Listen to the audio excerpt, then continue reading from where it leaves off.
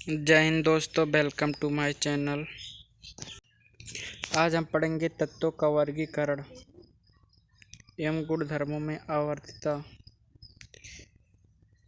तो पहले पढ़ेंगे परिचय, इंट्रोडक्शन, मतलब आवर्त सारणी होता क्या है। तो आवर्त सारणी दोस्तों, ज्ञात सभी तत्व मतलब जो तत्व ज्ञात हैं उनके गुण मतलब तत्वों के गुण के आधार पर इस प्रकार सारणीबद्ध मतलब अलग अलग करना कि समान गुणों वाले तत्व जो समान गुण वाले तत्व हैं उनको एक वर्ग में रखा गया है, उसे आवर्त सारणी कहते हैं। तो दोस्तों इसको याद रखना।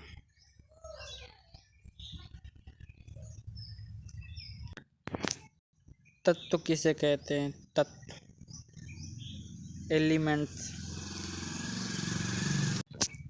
वह सूक्ष्मतम पदार्थ जिसे भौतिक अथवा रासायनिक विधि द्वारा और सरलतम रूप में परिवर्तित नहीं किया जा सकता तत्व कहलाता है। मतलब दोस्तों तत्व जो होता है भौतिक और रासायनिक विधि द्वारा उनको और सरलतम टुकड़ों में अलग नहीं किया जा सकता तत्व कहलाता है।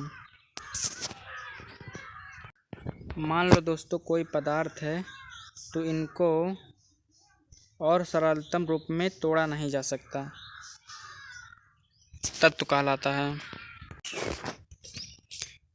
आधुनिक आवर्त सारणी का विकास।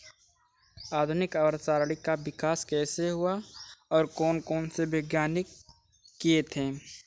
तो सबसे पहले जो थे लेवोजियर का वर्गीकरण मतलब लेवोजियर वैज्ञानिक थे। इन्होंने तत्वों को वर्गीकरण किया था, इसलिए इसे कहा जाता है लेवोजियर का वर्गीकरण। इसे रसायन विज्ञान का जनक भी कहा जाता है लेवोजियर को। तो सबसे पहले लेवोजियर का वर्गीकरण पढ़ेंगे, फिर डोबेनियर का त्रिक नियम पढ़ेंगे, फिर प्राउस्ट की संकल्पना पढ़ेंगे, फिर न्यूलैंड का अष्टक नियम पढ़ेंगे, फिर लोथर मेयर का वर्गीकरण पढ़ेंगे, फिर मेंडलीफ का वर्गीकरण पढ़ेंगे, फिर मोजले का वर्गीकरण लास्ट में आता है। तो दोस्तों सबसे पहले हम लेवोजियर का वर्गीकरण पढ़ेंगे। इसे रसायन विज्ञान का जनक भी कहा जाता है। तो सबसे पहले लेवोजियर का वर्गीकरण पढ़ेंगे। तो लेवोजियर जो थे एक वैज्ञानिक थे, इन्होंने सबसे पहले तत्वों का वर्गीकरण किया था। तो लेवोजियर का वर्गीकरण में तत्वों के आधातु तथा अधातु में वर्गीकृत किया था। लेवोजियर जो थे धातु और अधातु में वर्गीकृत किया था। तो धातु जो होते हैं ये तत्व जिनमें इलेक्ट्रॉन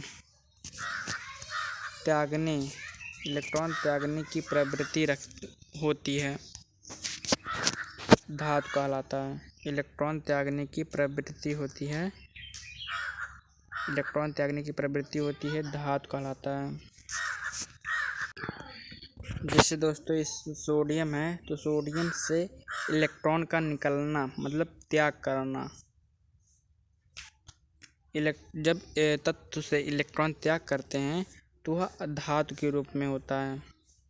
जैसे सोडियम है वैसे यहाँ पर दिया है पोटेशियम के, जब इलेक्ट्रॉन त्याग करता है तो उस पर प्लस चार्ज आ जाता है, के प्लस चार्ज, और सोडियम प्लस चार्ज आ जाता है। तो आधातु किसे कहते हैं दोस्तों? आधातु ये तत्व जिसने इलेक्ट्रॉन ग्रहण करने की प्रवृत्ति होती है, आधातु कहलाता है। ये तत्व जिनमें इलेक्ट्रॉन ग्रहण करने की प्रवृत्ति होती है, आधातु कहलाता है। मतलब दोस्तों यहाँ समझ लीजिए एक कोई पदार्थ है, ठीक है, एक कोई तत्व है, इसमें से अलग अलग आधातु के उदाहरण के रूप में जैसे F+E मतलब इलेक्ट्रॉन निकल रहा है, तो इलेक्ट्रॉन पर मतलब फ्लोरीन पर माइनस चार्ज होगा दोस्तों, यहाँ पर -1 चार्ज होगा। दूसरे वर्गीकरण पे आ जाते हैं। प्राउस्ट की संकल्पना। प्राउस्ट की संकल्पना क्या कहती है? मतलब उसने यह माना कि सभी तत्व हाइड्रोजन परमाणु से मिलकर बने होते हैं। मतलब जो सभी तत्व होते हैं hydrogen, helium, lithium, beryllium, boron, वह हाइड्रोजन परमाणु से मिलकर बने होते हैं। हाइड्रोजन परमाणु से मिलकर बने होते हैं। यह प्राउस्ट की संकल्पना थी, लेकिन ऐसा नहीं है। जिसे यहाँ पर दिया है तत्व का परमाणु भार, एन जो होता है मॉलिक्यूल्स।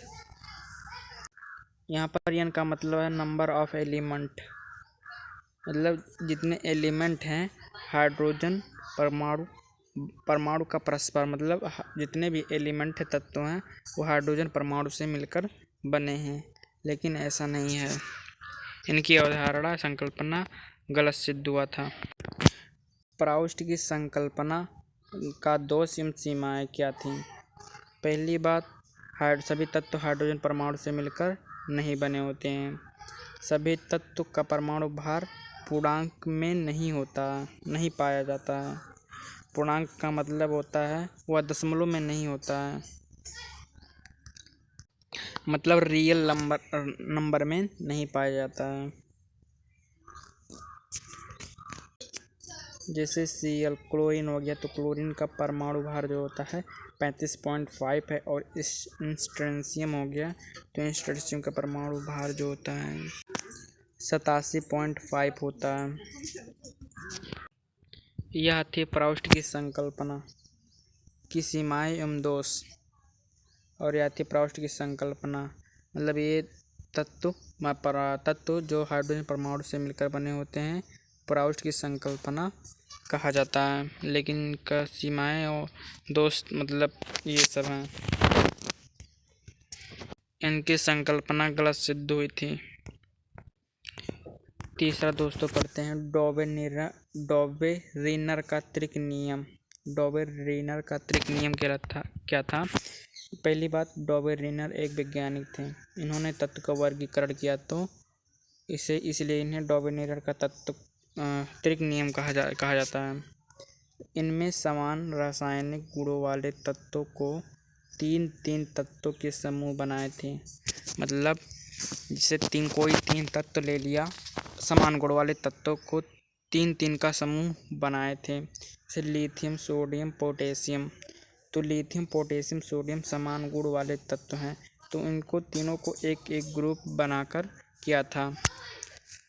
इसमें कोई मतलब कंडीशन है। जैसे डॉबेरीनर त्रिक नियम में मध्य वाला तत्व, जैसे यहाँ पर सोडियम है मध्य, इन दोनों के मध्य में, तो मध्य वाला तत्व का परमाणु भार प्रथम और तृतीय तत्व परमाणु का भार औसत के बराबर होता है। जैसे लिथियम का परमाणु भार 7 होता है और पोटेशियम का परमाणु भार 39 होता है। तो इनका औसत निकालना रहता है। औसत मतलब 2 से भाग करते हैं, तो भाग करने पर तो यहाँ पर 9 और 7 जो होता है 16 हो जाएगा। तो 16 का 6 लिखेंगे, और 3 और 1 3 और 1 4 हो जाएगा, और 46/2 हो जाएगा। तो 46 से 2 से भाग करेंगे तो 23 आ जाएगा। तो दोस्तों यहाँ पर 23 आ गया है। 23 तो 23 जो होता है वह बीच वाले तत्व का परमाणु भार होता है। बीच वाले तत्व का परमाणु भार होता है। जैसे यहाँ पर दिया गया है लिथियम और पोटेशियम का परमाणु भार बटे 2 से भाग किया गया है, तो 46/2 हो गया है। तो 46 को 2 से डिवाइड करेंगे तो 23 आ जाएगा। 23 जो होता है सोडियम का परमाणु भार होता है। यही था डॉबेरीनर का त्रिक नियम। तो इसमें थोड़ा और अन्य उदाहरण के रूप में पढ़ते हैं। जैसे जैसे लिथियम एक पहले ग्रुप में हो गया था, और कैल्शियम ब्रोमाइड आयोडाइड मतलब ClBr iodide. Calcium, scandium, barium ये समान गुणधर्म वाले तत्व होते हैं। और यहाँ पर दिया है पोटेशियम।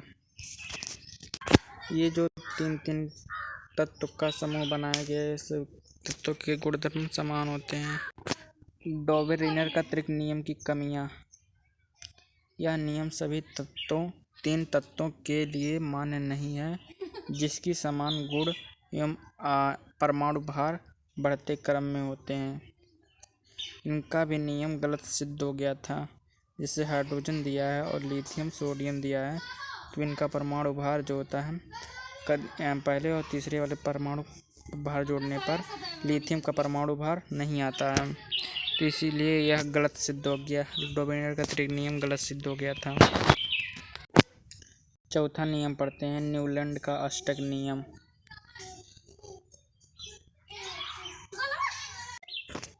यह 56वें तत्व से ज्ञात हुआ है। पहला दिया है, इनमें तत्व को परमाणु भार बढ़ते क्रम में व्यवस्थित किया गया था। परमाणु भार बढ़ते क्रम में व्यवस्थित किया और आकलन किया गया। जो 8वें वाला तत्व होता है वो प्रथम तत्व के गुण के समान होता है। यह संगीत के स्वर में सा रे गा मा पा धा नी सा। 8वें वाला तत्व का गुण पहले वाले तत्व के गुण के समान होता है। यही कहलाता है न्यूलैंड का अष्टक नियम।